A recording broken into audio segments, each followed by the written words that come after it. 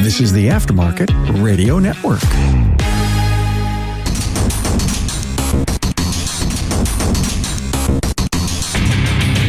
Hi, I'm Matt Fanslow, and got some requests to review or react to a YouTube channel full of Real Mechanic React videos, and specifically one that they react to some Google questions. Just a little bit about me quickly. I am an ASE certified Master Automotive Technician. I am also a advanced engine performance specialist. I work for an independent all makes, all models repair shop where I specialize in more of the diagnostic end of things, electrical, electronics, some of the more, I guess, techie stuff. I think an apt title might be a technical specialist. And I also host a podcast called Diagnosing the Aftermarket A to Z. And I'd like to thank our sponsor, Napa Autotech Training. Check out our Napa Autotech Facebook page to find out the latest Napa Autotech virtual class scheduled at a time that is convenient for you. Learn from the comfort of your home. So without further ado, let's rev up this video and see what's going on, what all the fuss was about. We're here today to answer Google's top questions when it comes to mechanics and see if autocomplete really knows the best questions to ask. First question, why does my car battery keep dying? That's a good one. Let's see, parasitic draw possibly. What else? Leave a light on? Yeah, that's a big one. You connected your amplifier wrong? There's multiple reasons why your battery could keep dying. Take it to your shop. Take it to the shop. Let us work on it. Take it to Miranda's. It's not horrible advice. They're not wrong. There's many things that could cause that. And parasitic drain is a big one. Bringing up the amplifier part, you must see a fair bit of that type of stuff where somebody's installed stereo equipment and maybe did something wrong accidentally, do it yourself or possibly. And again, not wrong. The issue is the problems causing parasitic drains nowadays with modern vehicles has gotten way more complex than it used to be. We are now dealing with, and have been for quite a few years, networks.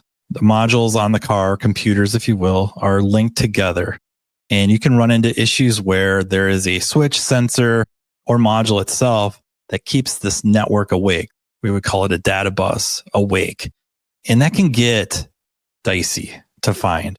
But they're right. The shops should be equipped and ready to help you, or certain shops. So I agree. Get over. Am I going to get there if my battery's dead? Tow it over here. Tow it over here. Be like, hey, you know what? Do you guys supply a tow truck? I'll be like, no, but we'll figure that out right now. We got some rope and we'll drag that over. We got you. It's an interesting way to talk to a client. He's looking for some lighthearted comedy, and I get it. But yeah, I don't know if we would talk to our clients that way. It wouldn't end too well. It would get towed, probably not to us. Does my car vibrate when I stop? It could be motor mounts. Yeah, it could be you haven't done a tune-up, that you don't know how to drive, and you hit everything, so your car's breaking down. I think even worn out suspension can sometimes also cause a vibration. Sometimes. But just bring it to the shop. We'll figure it out. Let's go to the next question. It's a kind of a vague question, right? Vibrate when you stop. What does that mean? Is it I'm already stopped, I'm sitting at the stop sign and the car's vibrating? The motor mounts, transmission mounts would be a good thing to check because they are what isolates something that vibrates normally from the passenger compartment, if you will, the rest of the vehicle. We don't want that. And when the motor mounts are made out of rubber, that rubber breaks down. A lot of times you just have literally metal to metal transferring that vibration directly into the passenger compartment where you can feel it. Also, though, is, they didn't phrase it this way coming to a stop, but a lot of us speak this way. This could be brake related. I'm coming up to a stop sign, I'm hitting the brakes, and I have issues with rotors or drums. That would cause a vibration. They're talking about that you may need a tune-up, and that's kind of older terminology. It's the ignition system primarily, it's spark plugs. Back in the day, you would have a distributor and a coil, or a distributor cap and rotor, and then a coil. Now most cars have one coil per cylinder, or maybe one coil will feed two cylinders in certain cases. A more modern vehicle, if that's the case, where the engine's causing that, for the most part, you're going to get a check engine light on. There's going to be some clues as to what's causing that. So again, bringing it to a professional, it's never bad advice. It really isn't. Why does my car shake when I drive? You know what? It depends on the music that you're bumping. You know? That's a good one. See, How if you got crazy is your bass? yeah. If you got some sazon, some good rhythm going on there, is it the car or is it you? Because sometimes your ass is just shaking because you're like, that's a good ass. Now we know whenever you guys see Sandro on the street and he's over here bobbing his head, his ass is shaking in that seat also. First. It could be balance on the wheels. That's a big one. Bad wheel, you hit something, you got an accident, I'd say you repaired everything. even motor mounts. Motor mounts too. Motor Right. mounts can make the dents. Mm-hmm. Yeah. You got the homie on the side shaking his leg like this. He's your big homie. And you're like this, like, can you please stop, dude? If you got misfires, you don't know that it's misfiring. Correct. Yeah, so hamming it up a little bit, it's cool and all. The motor mounts, again, maybe the engine isn't so much resting down onto the frame, if you will, or whatever subframe, engine cradle, depending on which kind of a vehicle we're talking about here. They can also fail in such a way that rubber, again, it's broken down. You go to accelerate, and now the engine's twisting a little bit and wants to twist.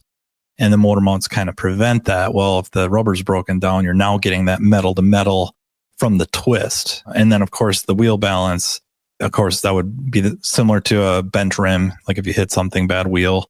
There's quite a few things that could cause this, right? This falls under something we would call NVH, or noise, vibration, harshness.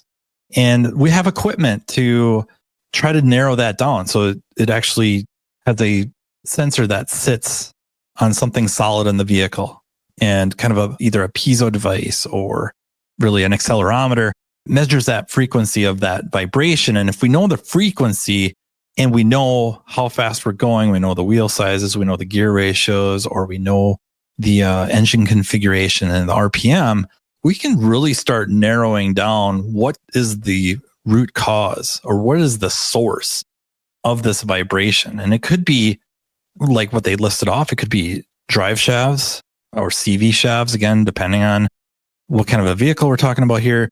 The list goes on and on. It could be exhaust. If you have an exhaust that's one of the mounts is broken, or the exhaust is shifted somehow, accidentally run over something, backed into something, and now the exhaust is up against the vehicle, metal to metal, again, that vibrates. So it's a long list.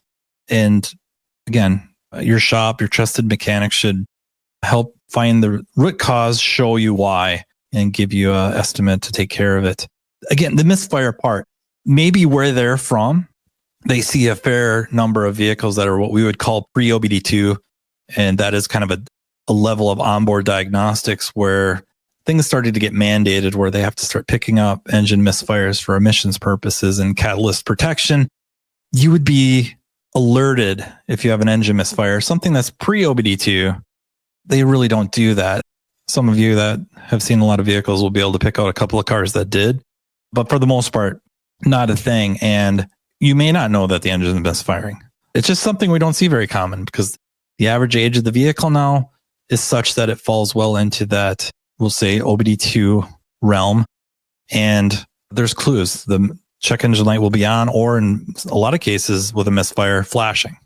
How does my car squeak when I turn? Ooh, big number one, I'd say check your ball joints. A pulley. If you got glazing on your rotors. Don't glaze on your rotors. Let's go to They the don't next. like it. Okay, so I don't know if you picked up on that, but again, the question's kind of vague. When my car turns, what does that mean? So when we're talking about ball joints, she's talking about when you're turning the steering wheel. And as you turn the steering wheel, for the wheels to be able to turn, the way they're connected to the car, we'll say, is through some ball joints. And then obviously, depending on the setup, struts or strut mounts, if you want to be really technical. When you're turning the steering wheel and you get that squeak or squawk, a lot of times that could be the ball joints are failing or dry. Same with that, the upper mount for the strut mounts, they could be going dry. But that's not necessarily the vehicle moving. Then you heard about glazed rotors. That's the brake rotors. And it could be a glazing issue. It could also be the brake pad is wore down to the wear indicators. And then it just tweaks things just enough that when you're moving with the steering wheel turned, you get this squeaking sound or a squawking sound. Again, there's more than one reason things can happen. A trusted mechanic repair shop can hopefully show you or demonstrate to you what that cause is, either in person or via photos and videos to send you. And then, of course, the associated estimate to repair it. When I accelerate, well, I mean, we covered that one. It could be the mounts. Why does my car shake when I turn on? So yeah, there's stuff that translates. Shakes when you accelerate, shakes when your car's driving. Not uncommon or not so different from one another. So yeah, I tend to agree. Shake when you accelerate. Again, we could have that engine twisting, transmission twisting. Mounts are bad. It could be a misfire. So I would agree with that. The AC. That could be a lot of things. It could be bad alternator sometimes, tune up as well. It could be your mounts also. This is a lot of motor mounts right here. Yeah. I guess I would just throw in there motor mounts and transmission mounts are a lot of times missed. Sources of issues, caught late. The best way to often test them is one quite dynamically with a little bit light power braking with somebody watching, or unloading them, putting something under the engine transmission, lightly lifting up, unloading them, and that will chase that down. Shaking with the AC on, it's adding a load to the engine. The engine has to work harder. That could, again, be caused by more than a few things. And how is it shaking? Again, a misfire, rough running, that the engine's lugging down more than it should. Could be something where the idle control, something pertaining to it. Again, that could depend on the engine itself, whether we have like an idle air control type motor. Throttle body is dirty, where the throttle plates, where it wants to be, has to be open a little bit more, but maybe it hasn't quite learned that position yet. So there's more than a few things. There's nothing really wrong with what they said there. Smell bad. Your condenser, I'd say. Yeah, you haven't changed the filters. That too. You probably farted like so nasty, and it's your ass. Only with the AC on that you did that, but they made a slight mistake. It's a common mistake. They said condenser. It probably isn't the condenser, especially if we're talking about inside of the vehicle. We have two real heat exchangers in the AC system on a vehicle. You have the condenser, which is usually mounted in front of the vehicle, often like just behind the grill, ahead of the radiator. And then you have something in the car called the evaporator. And they do two totally different things. The condenser takes this hot gas, compressed gas from the compressor, and condenses it into a relatively hot or very warm liquid so that it can work its way to the evaporator, which does, you guessed it, takes that liquid and evaporates it to a low pressure, cooler gas or cold. And that's what, if we would say, would absorb the heat from inside the vehicle.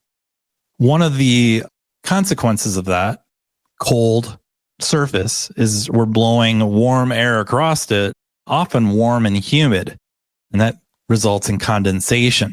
And if that's not dried out or allowed to dry, that can lead to like mildew or mold. And that's often the smell. And you get that in your house. That can happen in your house, happens in the cars, of course. And the fix oftentimes is literally to clean it with a disinfectant and then find out if there is a strategy on the vehicle that's not working. Not every vehicle has it, but many do, where they kind of call it like an after blow, where the fan stays on for a while after you shut the car off. And the job of that is to clean that evaporator or dry the evaporator, blow it, dry it. The filters, he's not wrong. You know what? They collect pollen, other dust, dirt, debris. And over time, if they're left there, again, through all sorts of elements, depending on where you live, they also start to mildew or mold. And that can cause a very unpleasant smell, just like what the evaporator does. I've seen the mildew stuff happen more in like the window air conditioners for your house rather than the actual central air, but it still happens. And you kind of get that mildewy smell. They come out and they're not outside of the house cleaning the unit outside. It's wherever the evaporator is in the house. That's where they're going after that.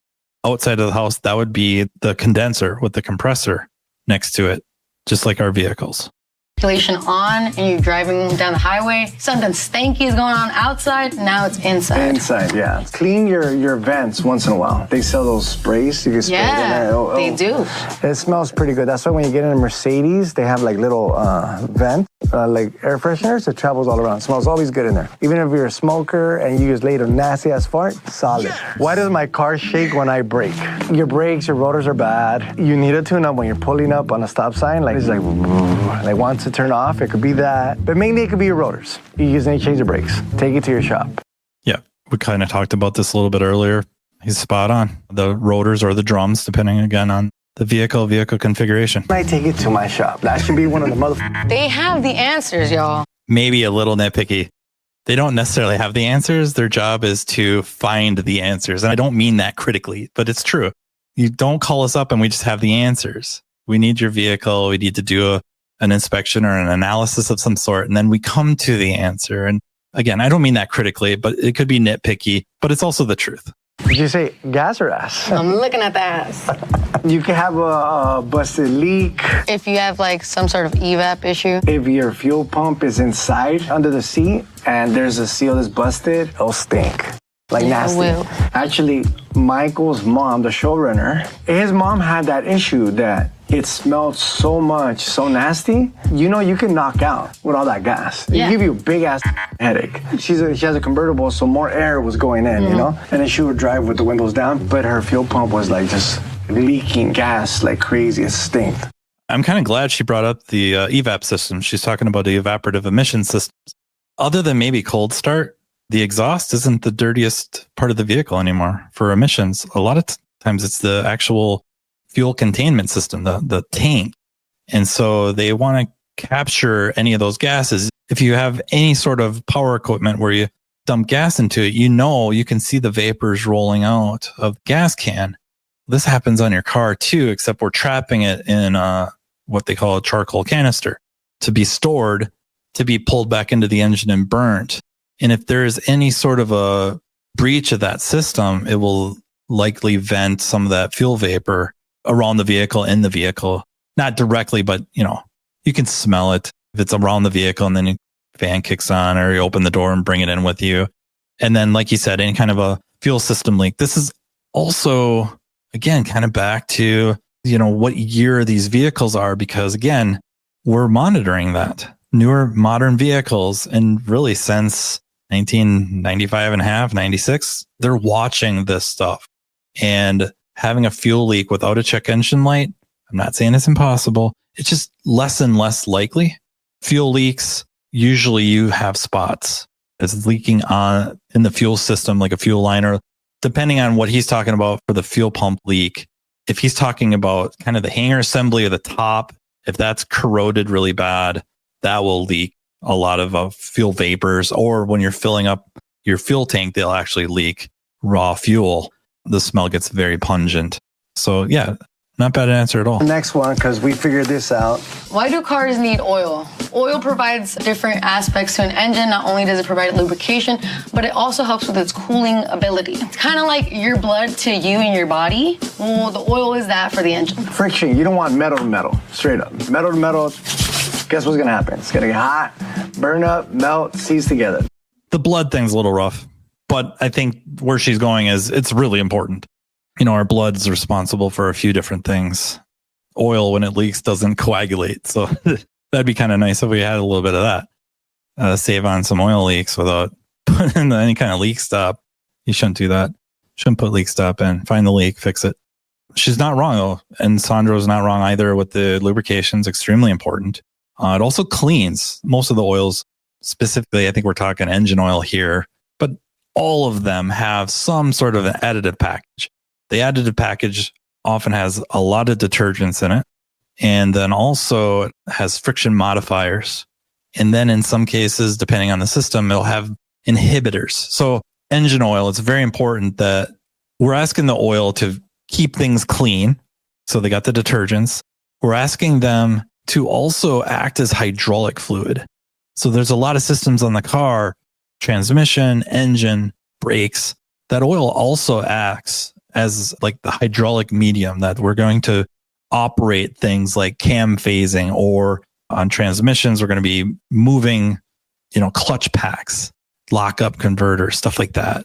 They have to serve that purpose. And then also, since they're in a contained system and they may be operating with like dissimilar metals, they'll have an inhibitor package to prevent them from becoming acidic.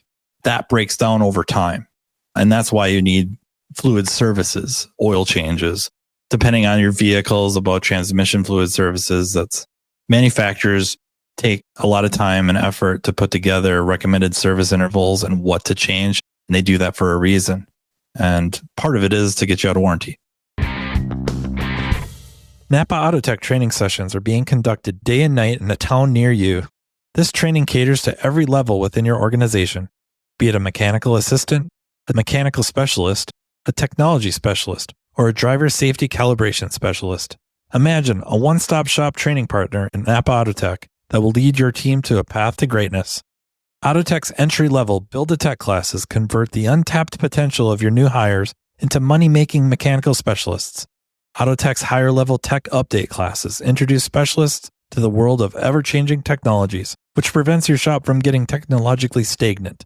Remember, if you're not moving forward, you're falling behind. And, turning to the front of the store, the Autotech Service Advisor class is an awesome way to hone your client advocate skill set, ultimately benefiting the customer through an improved vehicle repair experience. But it doesn't stop there. Imagine an electric vehicle class that takes your specialist well past the mundane, yet necessary safety topics. Well, it's here. Autotech's EV Ready training is a week-long curriculum that takes participants through a hands-on experience involving hybrids and electric vehicles. The session kicks off with the use of PPE and proper tooling while touching on required OSHA regulations. Then, the students dive into the lab vehicles to gain knowledge of the common high-voltage components on EV and hybrid vehicles and their function. Attendees will be taken on a path exposing them to different electric vehicle manufacturers to compare component form and location. Additionally, information about Level 1 and Level 2 charging systems will be included, along with a quick look at DC to DC charging. The operation and maintenance of subsystems are explored, including the different modes of Tesla operations, and so much more. So what are you waiting for? Commit to taking your business to the next level with Napa Autotech training. Why do cars overheat? It's typically some sort of failure with your cooling system. Your head gasket's blown. You didn't notice there's a hole in your radiator and it's You're been leaking leaking. coolant. So it's all related to that. Or it could be that your motor's blown. So the head gasket goes heads, block, goes together. In between, there's like a tunnel of water that flows through it. If that gasket is busted, it'll travel into the actual pistons, causing corrosion and mixing with oil. It'll overheat once in a while because it'll evaporate. Water will evaporate, oil doesn't evaporate. So then you're gonna get that over temperature once in a while, or your thermostat is. That's another big one, It yeah. could be that too. So there's a lot of things that Google cannot answer, right? But if you take it to a shop, They could probably have the answers. sometimes. Kind of gets back to what we were talking about a little earlier, right? That they may not have the answers, but they find the answers. And engine overheating, yeah, it could be saying a cooling system issue is vague, but yeah, coolant leaks out. A lot of times we have coolant level warnings. And then another thing is, at least in where I live, we have a lot of like cottonwood trees. So they kind of have this fluff, and that likes to collect and gets sucked into, if you will, driven into radiator fins, and it blocks airflow through the radiator. And that's a very common cause, often missed. And everything else they said is very true. Sandro must see a lot of head gaskets going bad because he brought it up a couple times, couple different ways. Why do cars need gas? Great beginner questions, I'd say. I'm pretty sure that Google will answer this better than me. You need gas because that's how they make the motors for combustion. And yeah, let's keep going, huh? Why do cars burn oil? Your piston rings could be, the gap could be too large. They could be burned out. The motor's Yeah. already shot. So It's just old. either you get a used motor or you resurrect that same motor or you get a new motor, whatever. The motor's shot, rings are gone. Yeah, that's about it. They're not wrong. Of course, that could cause it. I would say more common is something I would either call the positive crankcase ventilation system, or really the multiple names for it, but we'll just call it that. They have different ways of doing it, where you get a little bit of blow-by gases past the piston rings and they get into the crankcase. And that can go out into the atmosphere, which we don't want for emissions, but also it contaminates the engine oil and it breaks down, causes it to deteriorate faster. And we don't want that either. So what we do is kind of like what I was talking about with the EVAP system and the charcoal canister is we're going to try to draw those vapors out of the crankcase and burn them. And like I said, there's a couple different ways they do that, but on a lot of vehicles, when those systems fail, and it doesn't matter if it's an older system or some of the newer systems, what they end up doing is they pull oil through. And that is what I see far more common, causing engine oil consumption than rings or failed pistons or bad engines. When that happens, a lot of times it was, of course, oil changes weren't performed regularly. And when they needed to be done at whatever that interval may be, tentatively, we'll just say around 5,000 miles. Again, some vehicles you can push that out a little further, maybe not to the 10,000 range. I have some issues with that. And I think that can be backed up. What happens is maybe not 10,000 miles. There's reasons they want to do that. Maybe a subject for a different video. But what happens is the oil breaks down. It's not lubricating as like it should. And then we start scoring cylinders. And then that's where we start seeing this style of failure. We're basically going to replacing the engine to fix the oil consumption issue. Airbags. For safety, dummies. Safety for dummies. Ooh, why do cars backfire? Misfires. Or you got a sick ass tune. Not actually healthy or good for your engine in any way. You're actually wearing it a lot quicker than it probably was going to. Or your coil packs are giving out, your spark plugs are giving out, your distributor's giving out, you're giving out. Everything. I guess I just want to toss in there, when you have backfires, you're essentially having either combustion continue into the exhaust or combustion taking place in the exhaust. And anything that could contribute to that. It's really something you don't see a whole lot of on more modern vehicles. It doesn't happen a whole lot. But if they're seeing older vehicles or modded vehicles, then that explains why they're talking about these sick tunes. If it's a Fiat, bad fabrication.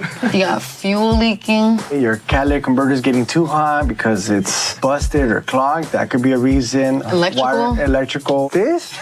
Call your insurance. Don't take it to the shop because it's toasted. Why do car seats expire? Like for babies? Oh, babies? For baby car seats? You know what? That's a good question. You know what? Google that.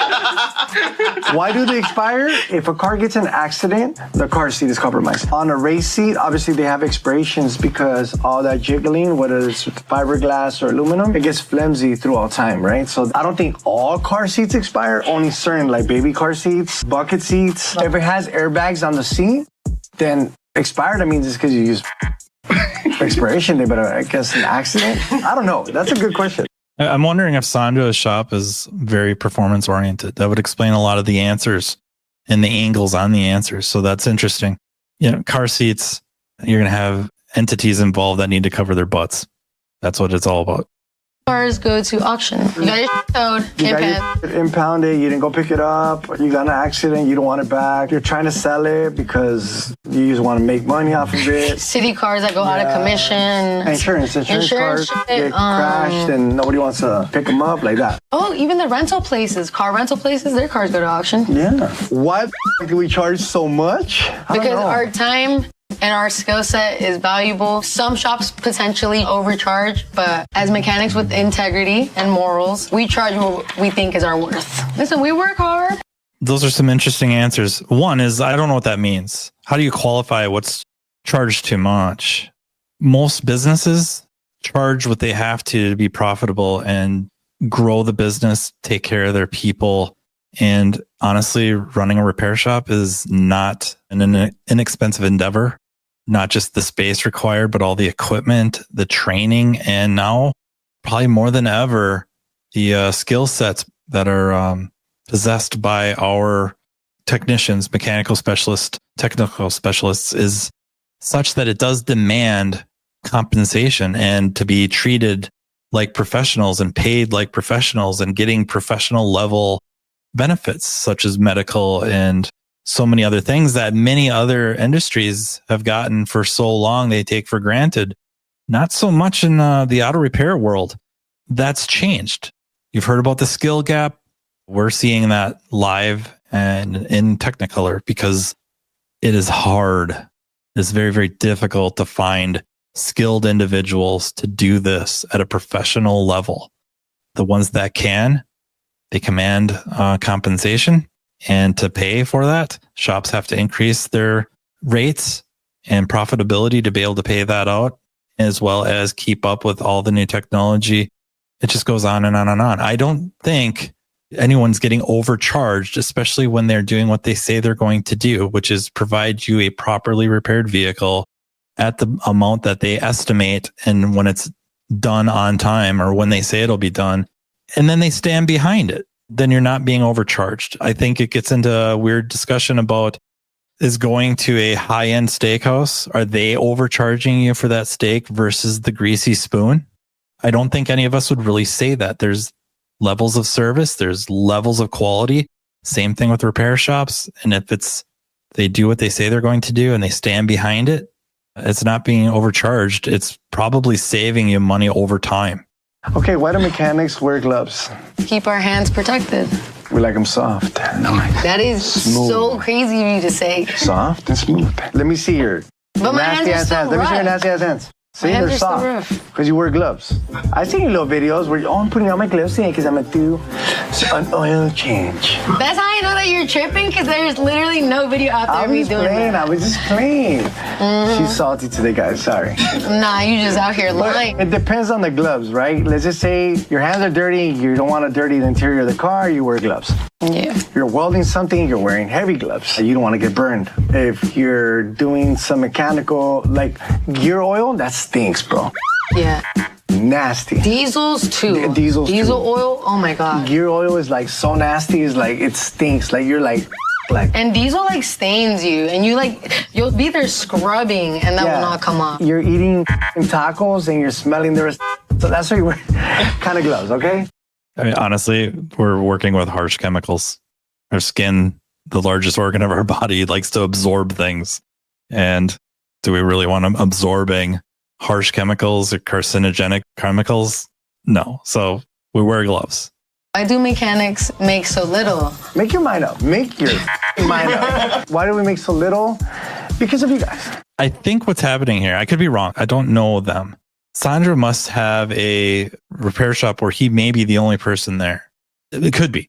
Because I think we're using the term mechanics interchangeably with a repair shop and the individual mechanical specialist, technical specialist. Because just like if you call a plumber to come over to your house, that works for a plumbing company, the rate you're paying doesn't all go to the plumber, right? It goes to the business, and then they divvy up how that's going to pay their bills, pay themselves, pay the employees, stuff like that. Not unlike a repair shop. The issue with the mechanics make so little is historically, I think that was true. We were paid quite a bit less, or compensated really quite a bit less than the other skilled trades, the other skilled professions, electricians, plumbers, construction, like carpenters, welders, stuff like that. That's really changing now. It's changing because it has to. With that skill set we were talking about that individuals need to possess to really do this at a professional level. But one issue we have is there's little designation. There's really no way that we divvy up or divide the skill level of our technicians. Meaning, if you talk about electricians or plumbers, you have an apprentice, a journeyman, a master. We don't really have that in auto repair for multiple reasons, probably the subject of a different video. Then what happens is they take the incomes of everybody and they just mix them all together. Well, you could have a master, if you will, who gets paid whatever number you want to say it. A very high number, just make one up, is offset quite a bit by an entry level tech or a apprentice level. And you mix that all up, it drives that wage that you would find online, at the Department of Labor, drives that down. And it makes it quite difficult for us to recruit people into doing this, because anybody that's, remotely intelligent before they dive into a career is going to go look at how they're going to be treated. What can I look forward to making? Well, they go to auto repair and they see this all mixed up, and they don't know it's all mixed up. And that number is quite a bit lower than these other skilled trades. They're going to the other skilled trades. It makes sense. The problem is we have this homogenized number that doesn't reflect what truly good technicians, or mechanical specialists, technical specialists make. And that's the numbers that need to kind of get out there for people to say, oh, this can be a real good career. And along with our other skilled trades, one of the attraction points is we're going to be fairly isolated and protected from, I think, automation and artificial intelligence for a while compared to many other professions. But I think the mistake here is they're using the word mechanic interchangeably with the shop and the individual mechanic, and it's misleading. Before I started working on my cars, and I thought I had goated mechanics that were the best in the world. They were like, oh, we specialize on imports. And I took my Stereon. I got ripped off so bad. Oh my God. So bad, so bad. Bad, where I got my car back with no engine, none of the turbos. So he didn't give me, I got no piping back, no nothing. So some mechanics do lie. They just want to sauce it up too much just to get that money out. Just tell the customer the truth. Be like, hey, you know what? It's going to cost you this much to do this. That's what it is. If you need to sauce up too much, probably that customer is not for you. You don't have to finesse them too much. Sorry, guys. I hate that answer. I'm sorry. Name me a profession where everybody's honest across the board. Please. One. There isn't any. There's no blanket statement that all mechanics lie. That's ridiculous. It's an unsustainable business model. Nobody does it. Are there some people that are dishonest? Yes. Are they doing it because they trying to get a money grab? Maybe. Are they doing it to try to cover their reputation? Probably. No, it's not even close. Most shops, most mechanics don't lie. It's a horrible business model, horrible long-term business model. It's not done. It's just not. And the frequency of lying probably isn't any higher. In fact, because of our reputation, it's probably lower than so many other industries. I'm a little disappointed in that answer. Sorry. Why do mechanics wear jumpsuits? Keep us clean. Because we look cool sometimes. We feel Actually, cool. yes, that is You true. feel really cool. We look cool. It's it keeps us clean. Right? Why do cops wear the uniforms? Why do firefighters wear all that gear? Because they look good. Say you said the Snap-on truck shows up, right? Love Snap-on. He shows up with a jacket. It makes no sense. It's just a regular jacket that says Snap-on. It's like $800. And you're like, oh, I look cool in this jacket. I didn't pay $100 for it. I bought a certain tool and I got it for free. Why do mechanics get ripped off by Snap-on? That's to be a question, right? Listen, they're good tools. Why do mechanics hate German cars? I do not hate German cars. Yeah, me neither. Just to make sure that, they're the best cars ever made. Do you have anything to say negative about that, man? I worked on German cars. I love them. I think they're great. Why they hate them? I don't know. They kind of are pains. Why do mechanics charge so much for parts? So they can make ends meet. Yeah. If you want a wholesale price, go open up your wholesale account. Straight up. That's so true. He's sort of right. I don't know what opening your own wholesale account would do if you're taking it to a repair shop, because the reality is the repair shop probably is not going to install your provided parts because of the liability. It's a real thing. If you source the part because they install it, now they are responsible for it. And they don't have the resources you would have for the warranty. And your resources for the warranty probably is not the same as what the shop would have if they purchased the part, because they just buy so many of them. It's not reasonable for a shop to install customer supplied parts, because even if they think it's the right part and they put it in, now it is the right part and the customer no longer has much responsibility for it. It falls on the shop and they lost that profit. It's not a reasonable thing to have happen. It's not something you see. A common comparison is you don't walk into the restaurant with your own ingredients and ask them to cook it up. Parts are a source of income for the shop. It also pays for the warranty that they're going to have to help provide with that repair if something goes wrong. And you might think, oh, okay, this part failed. The part company or the part manufacturer will reimburse the shop. They will probably reimburse them the part or provide a new part, replacement part, maybe a portion of the labor. So it's not a good deal. The shop needs that profit from the part. And let's face it, a profitable shop can afford to do the right thing and take care of you. The shop that's not profitable because maybe they, part of the reason is they install customer supplied parts lose out on that profit. When things go wrong, they can't afford to do the right thing. And now you get into why did the mechanics lie? I'm not saying it's right. We can hold two thoughts at once. We can explain something without actually excusing it.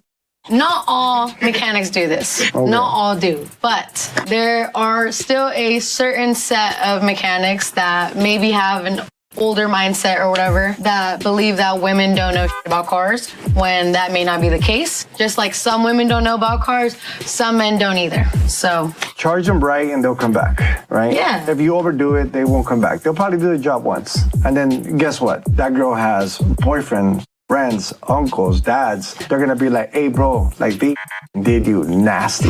You could have gone to this other spot and they would have charged you a little bit less, faster or whatever, and then just don't rip people off, especially not women, just because you think they look like they don't know what they're doing. I agree with some of what she's saying and some of what he's saying. And then, I don't know, it kind of gets weird. Women typically make the vast majority of repair decisions. Therefore, again, it's a really, really poor business model to take advantage of women. The opposite is true. Most of us go out of our way to treat them right, to keep building that trust and demonstrating, with evidence-based recommendations to keep building that trust for them to feel safe. And I totally agree with her on this.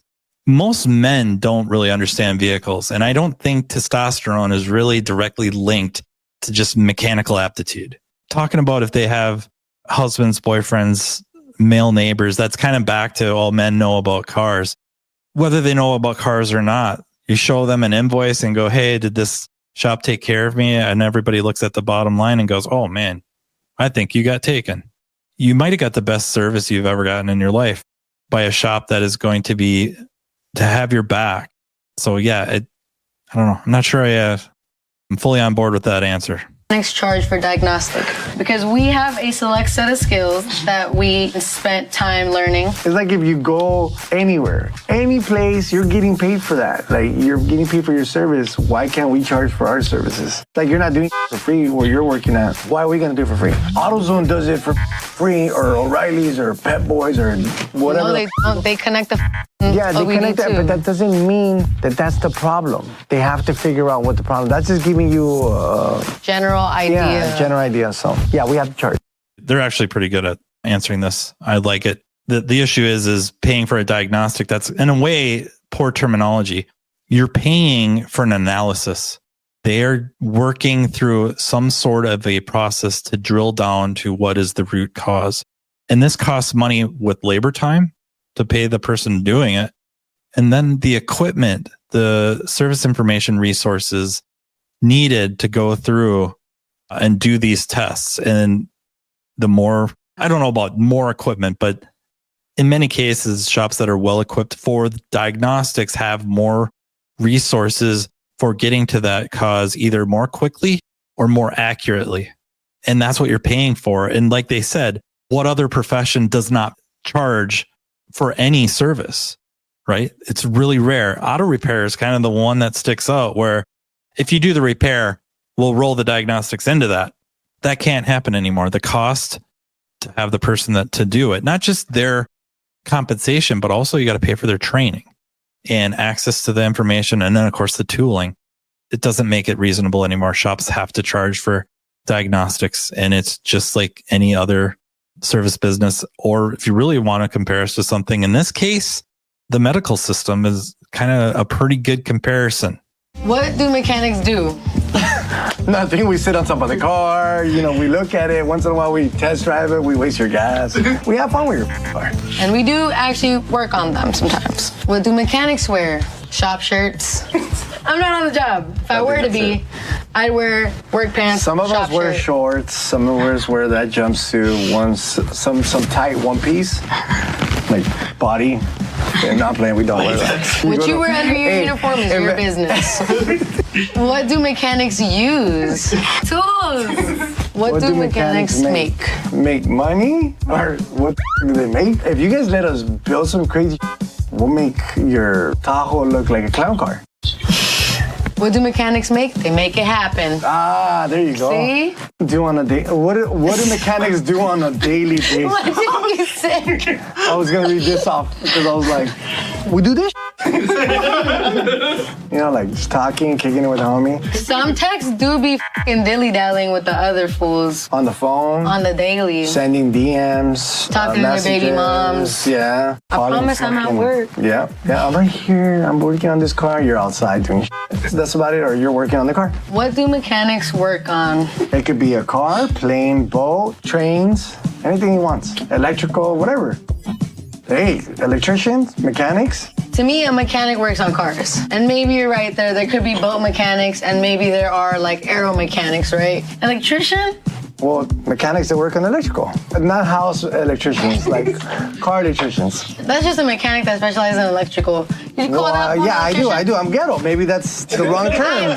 Never What do you call- want? No f***ing mechanic. She's mad right now. Answer that Who one. the f*** calls a damn mechanic that's good at electrical and electrician? Who What is does she that? gonna say there? What's she gonna say there? What do we do there?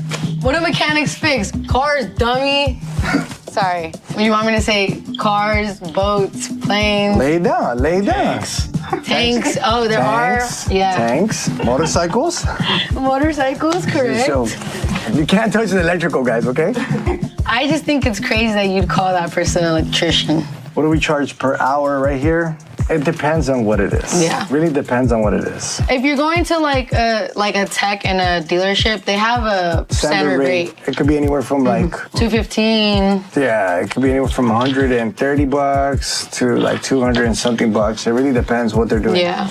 It's kind of rough to actually talk numbers because it's so driven by what region you're in, what area, cost of living type of stuff.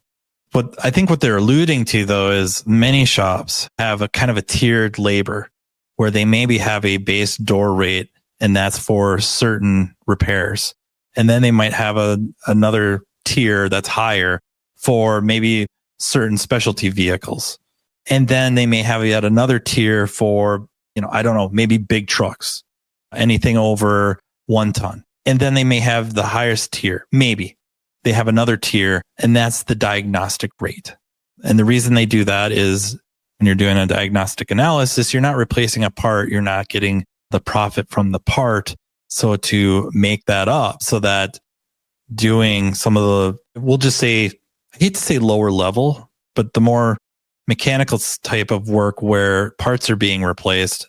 So that's not so much more profitable than diagnostics. They're going to charge a higher rate on the diagnostics. I mean, that's only logic. So I think that's what they're alluding to with it depends. There's often a tiered rate.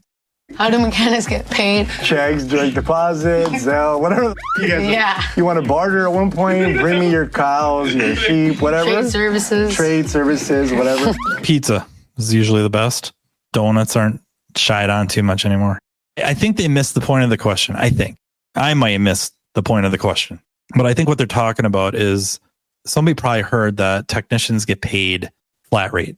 And so essentially what that means is there are labor guides out there that, for instance, we'll just say for a brake relining that involves replacing the brake rotors, front brakes, pads, rotors, should take 1 hour.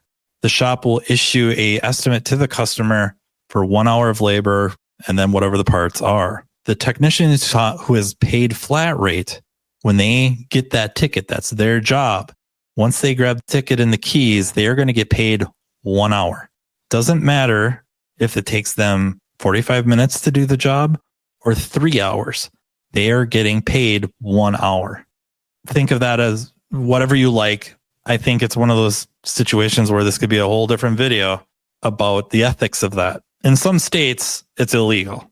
The other thing, of course, is you can be paid hourly, just straight hourly, or a salary, or a modification of some sort where you get a base salary, a base hourly income with some sort of a, commission or profit sharing to boost those numbers up and reward for production and quality and all that. I think that's the nature of this question. So let's just say a customer shows a lien, like if you do a lien on a car that nobody paid for repairs. Oh. You got it? Oh, yes. She just woke up. I didn't know. For the past 30 minutes, he's been asleep. Oh, just answer the question. So say Steph shows up to the shop and she says, hey, work on my engine, do this and this and this, right? She leaves a deposit of $200 and the ticket is $5,000, right? You call her and be like, hey, your car's ready. Can you come and pick it up? And she says, yeah, I'll be there. Boom. 1 month passes, 2, 3, 4. And you're being as lenient as you can, because this happened to me. I told the customer, do me a favor, at least come and leave some money so you could take your truck and then we could settle on payments. If they don't want to do that, at that point it's like, I think this will be a short lien because it depends on the price. It could be a long lien, which would be, let's just say, anywhere from $10,000 and up. But if it's a small lien, it's like $5,000 and down. If they don't pick up the car or they don't try to address it and say a short lien would be like 30 days to like 2 months. And if it's a long lien, it could be like anywhere from like 4 months to 6. If they don't pick it up, you own that car. That's it. They lost that vehicle. And you do that because people don't pay sometimes. And it sucks, but it happens. That's Cali. I'm right here in Cali. So I don't know how it works somewhere else. Maybe they pull out a shotgun and be like, if you don't pay, that's mine. They sign the paperwork and that's it. How do mechanics use math? 1 + 1. You deduct $5 That's crazy. out of $10. What is that? He's not wrong, but You bust out the a calculator. mechanic will use math the most. I feel like if you're doing engine work, engine rebuilding, if you do warranty work on brakes for whatever reason, and you gotta like give them how much of warpage you saw on the rotor compared to what it's supposed to be. How do mechanics charge for labor? I think we covered it in the other one, right? I'm just saying, how do we diagnose a car? Like, it's either a scanner or experience. It depends on the symptoms of the vehicle. You come in and you tell me my car's doing this, then it's either a test drive, it's either we put the scanner on it, it's either we put the EVAP machine on it, it's either we balance out the wheels, we do an alignment. It depends. I like that he went outside of just diagnostics for drivability or engine performance. That honestly, how do we diagnose? It's a process that you develop either following a manufacturer's procedure where they will have kind of what we would refer to as a trouble tree. Step 1, check this. What is the result?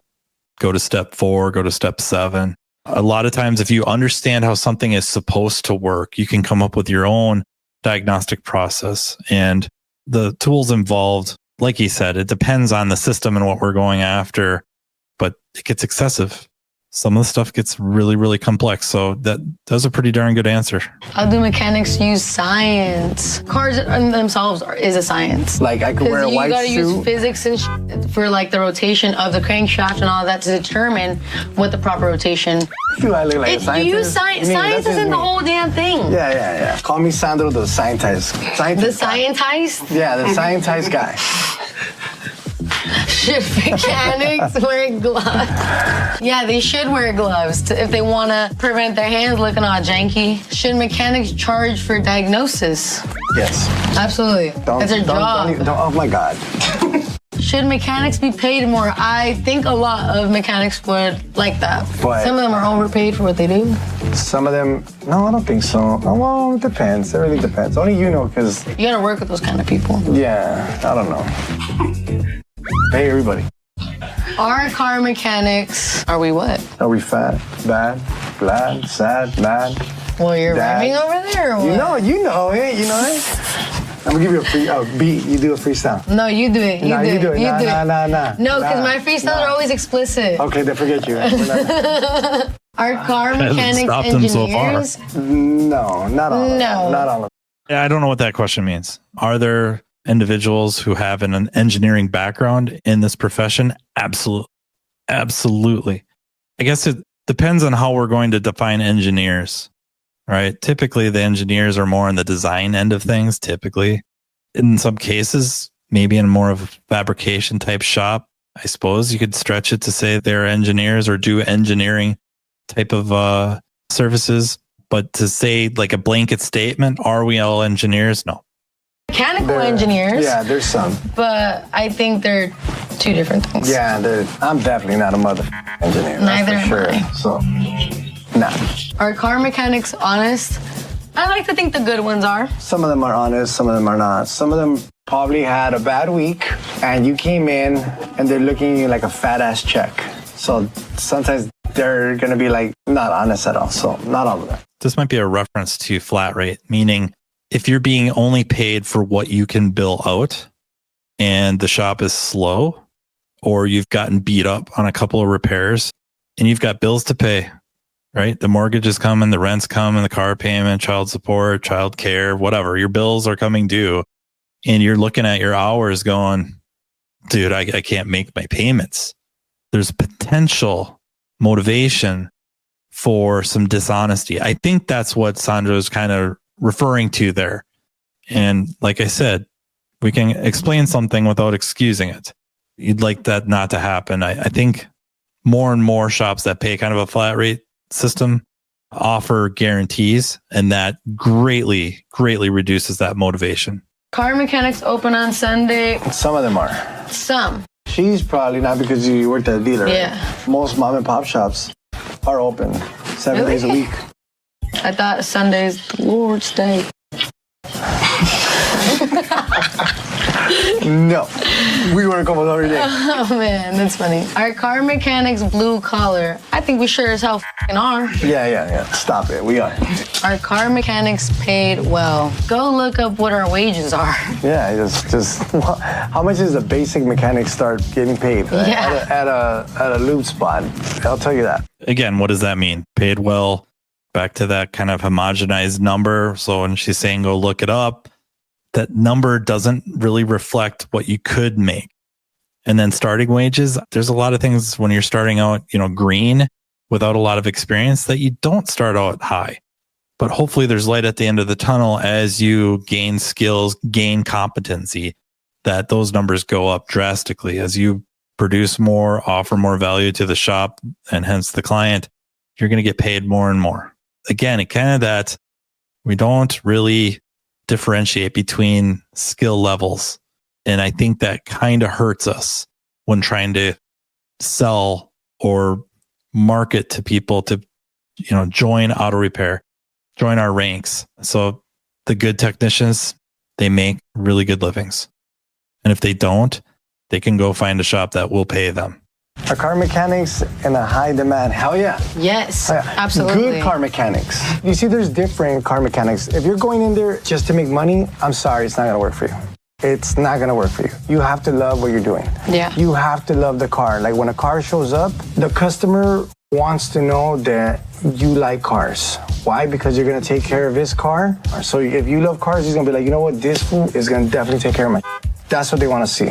Goes in there, yeah, you know what? I could do that just for a little extra money. And they want to see that enthusiasm. And what if a customer comes in and tells you, hey, what rims would look good on a car? But if you're not a car guy and you're there just to make money, you're not going to give them no style, no flavor. He's just going to be like, this was just trying to sell me something in the catalog. No, you got to be like, you know what? This color looks good on this. I think this size rim will look good on this.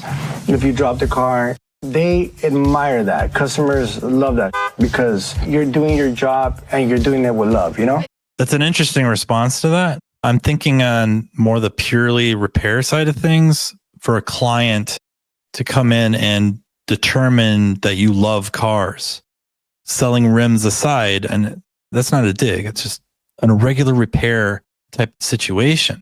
How does somebody decide you're passionate about what you do? And is it really your exuberance? Or I might argue, and I will argue, maybe look on the wall in the waiting room. Do you see ASE certifications? Do you see ASE credentials?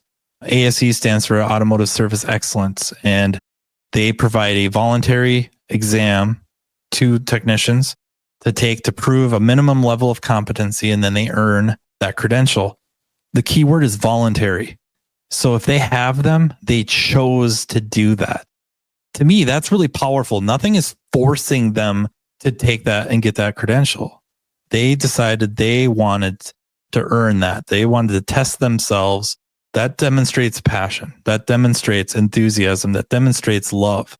The other thing is maybe there on display are training certificates. Or you could ask, do your technicians regularly attend training? Again, if you love what you do, you're going to go learn more and more about it. Really invest that time, invest that money. That's another way to demonstrate that you love what you do is continued education. Some shops display the training certificates on the wall. Some of them don't.